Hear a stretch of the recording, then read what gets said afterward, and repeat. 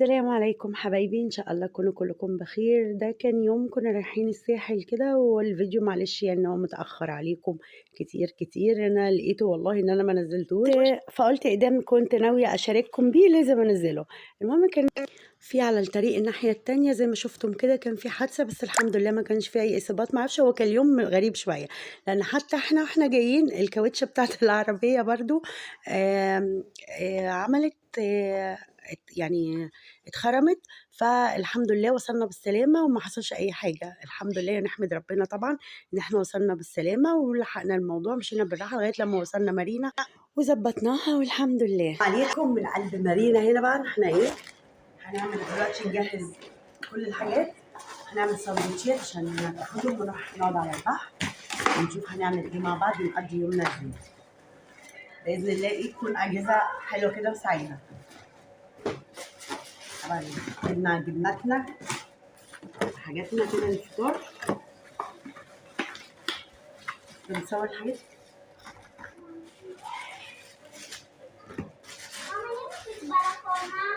بس يا ريت. هنفتح الأكياس دي هنعمل لهم لكل مجموعة حاجة، مجموعة سندوتشات في ايه؟ في كيس. لا بس طبعا مش حلو. خلينا نعمل بسم الله. خد السكينة معايا. طبعًا أنا معروف عني يعني في ما بين إخواتي أو في العيلة يعني إن أنا أسرع واحدة تعمل ساندوتشات ودي حقيقة والله. يعني بجد نيجي نطلع بحر، حتى لمّا كنا بنطلع بحر في جوّه إسكندرية تلاقوني صاحية قبليهم كلّهم. رُحت جِبت الحاجات، جِبت العيش وكده، وبدأت أعمل الساندوتشات عقبال ما هُم يكونوا لبسوا أكون أنا خلّصت الساندوتشات وحشيتهم. يعني أنا عادةً باحشي ساندوتشات من البيت، بس أنا بما إن إحنا جايين شاليه وكده، فاشتريت الحاجات كلّها وحطيتها في قلب العربية، واشترينا العيش طازة كده وإحنا ماشيين، بحيث إن إحنا إيه يبقى معانا كمية عيش تكفّينا وكده، ولو احتاجنا تاني زيادة بنشتري من هناك. بس على الأقل بيبقى يعني أول يوم كده ضامنينه إن حاجتنا معانا بتاعته. طبعًا الشاي بقى والسكر والقهوة والنسكافيه والحاجات دي كلّها بنبقى واخدينها معانا. المشروبات اللي هي الغازية أو كده بنشتري من هناك. لأن بتبقى الأسعار على فكرة هي الأسعار مش أغلى. ولو أغلى هتلاقيها 2، 3 جنيه بالكتير يعني فبتكون مش مستاهلة إن أنتِ تشيليها من مكان لمكان يعني وتزحمي بيها العربية وكده. مع إن إحنا كمان يعني بنسافر كمصريين أو يعني بنروح ناخد حاجات كتير أوي معانا، على الرغم إن إحنا بنبقى عارفين رايحين 3 أيام والّا 4 أيام، بس بنكون واخدين معانا حاجات يعني عشان بننزل البحر الصبح بعد الضهر مثلًا هنغيّر وننزل نتمشى بتاع كده، فبنكون واخدين معانا حاجات يعني كتير. غير التلاجة وغير اللي هي التلاجة بتاعة البحر يعني اللي هي الice box والحاجات اللي هي بقى تخُص البحر وكده، فالعوامات والحاجات بالنسبة للأطفال. فبتكون الدنيا يعني إيه حاجات كتير، كتير في شنطة العربية، فما نكونش مستحملين بقى كمان ناخد إيه، حاجات وتسخن مننا أو كده. باكون واخدة حاجات للطريق طبعًا، يعني باكون واخدة مشروبات للطريق وحتى بابقى عاملة ترمس شاي. طبعًا لازم تكوني مستعدية، ولو معاكِ أطفال لازم تكوني واخدة ساندوتشات أو واخدة سيلوزونات صغيرة. إحنا كنا جايبين سلوزونات كده صغيرة وبيكسات صغيرة، وكنا كمان عاملين ساندوتشات مش كتير. هنا بقى كنت باوريكم البحر وجماله. أنا طبعًا من الناس عاشقة البحر، أول ما أشوف المَيّة ما أقدرش أستنى على الشط ثواني. يمكن مؤخرًا ما بقيتش بانزل كتير يعني، بس بانزل يعني، بس طبعًا عشان أنا بابقى الأم ويعني والكبيرة بتاعة القعدة أو كده. فباكون شوية غير الأول، يعني لمّا كانت تبقى معانا ماما وكده، خلاص باسيب لها باكون عاملة الساندوتشات وكل حاجة برضه، بس باسيب لها بقى هي مسؤولية إيه، إن الأولاد طالعة فبتدّيهم كده يعني. هنا كنا بقى شايفين المكان يجنن بصراحة، هو أحلى حاجة فيه إن هو مش زحمة. شيريانا وياسين. وبعد ما خلّصنا البحر طبعًا روّحنا خدنا shower كلّنا ونزلنا ناكل. قُلنا ناكل بقى كشري بما إننا طبعًا كلّنا برّه إسكندرية وكلّنا بنحب الكشري. يعني إحنا برضه كنا جايين لسه من إيطاليا وكده، فبرضه وحشنا الكشري والحاجات ديّة. فجبنا كشري وكبدة وكفتة وقعدنا ساندوتشات يعني كبدة وكشري. وقعدنا أكلنا، قضينا وقت ظريف أوي هناك، ودي كانت رحلة الرجوع. هاوريكم في الفيديو كمان الأماكن اللي موجودة هناك بصراحة حلوة جدا. يعني لو انت هتاخدي شاليه بيكون أرخص من المكان اللي هو يعني أرخص من بورتو مارينا. لكن لو هتاخدي مثلا على حسب كمان الشاليه فين، ممكن تاخدي مثلا في مارينا 2 أو 3 وتروحي بالليل مارينا 4 أو 5 أو 6 زي ما انت حابة يعني. تقدري ان انت تروحي بصي، شايفين المركب دي بتاخد الناس من مارينا من بورتو مارينا توديهم الناحية التانية عشان البحر، وده كان الاتجاه الناحية التانية عشان البحر. وتقريبا التصوير بتاعي يعني جبت حتة قبل حتة، جبت حتة الرجوع قبليها، لأ دي لما كنا راجعين أنا وجوزي وولادي. بعدين رحت مرة تانية أنا وأختي وماما وابني، كانوا ولادي خلاص يعني سافروا، فرحت أنا وأختي وماما وابنها وابني. كانت أختنا التانية بقى كانت لسه راجعة هي كمان من مصيف وكده، فما قدرتش إن هي تيجي معانا. المهم ده الشاليه، وبصراحة عجبني قوي الشاليه ده، ان صاحبه مهتم قوي بتفاصيل كتير، يعني تحسي ان هو عامله كده بمزاج لنفسه.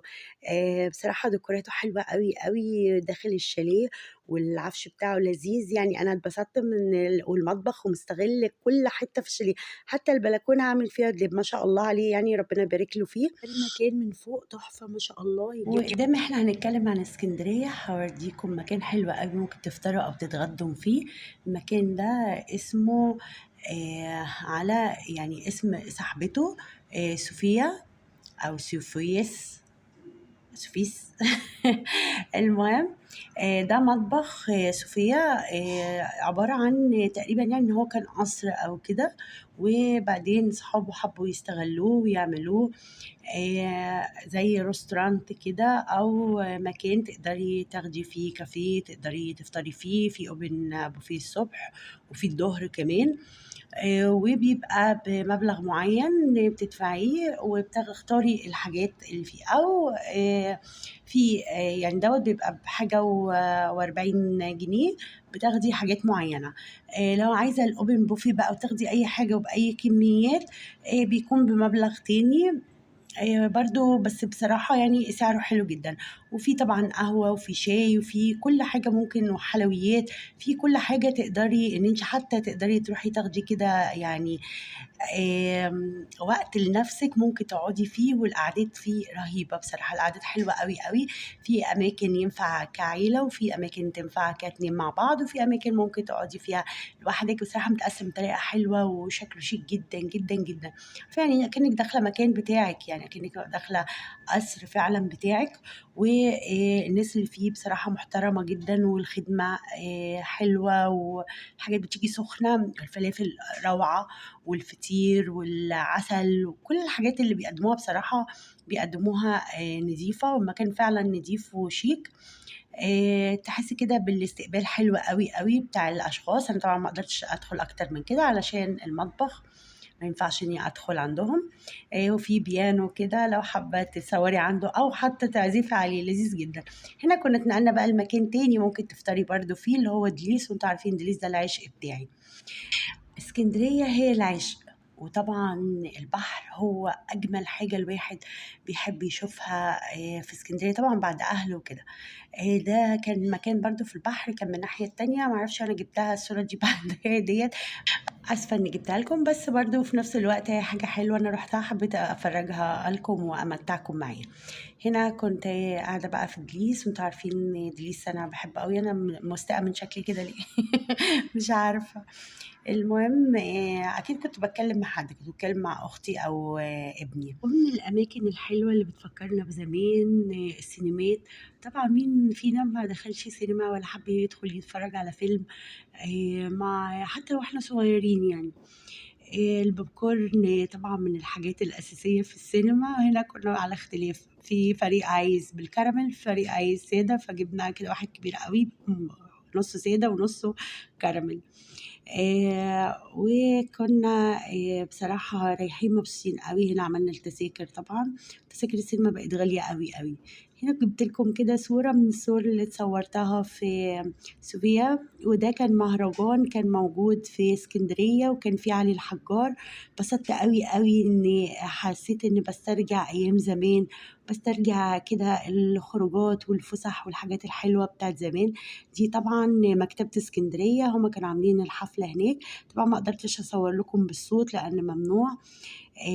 انا كنت مصوره فيديوهات كتير قوي قوي خلال الحفله لان كانت الاغاني حلوه والانفعالات بتاعتنا وبتاعت الناس مع الاغاني بتاعت علي الحجار.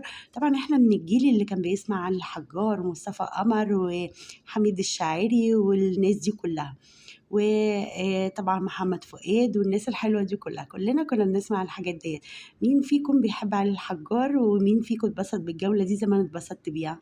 وطبعا كان في خروجات وقعدات لذيذة جدا مع العيلة. ولو بتحبوا الأجواء ديت يا ريت ما تنسونيش بلايك وشير وسبسكرايب.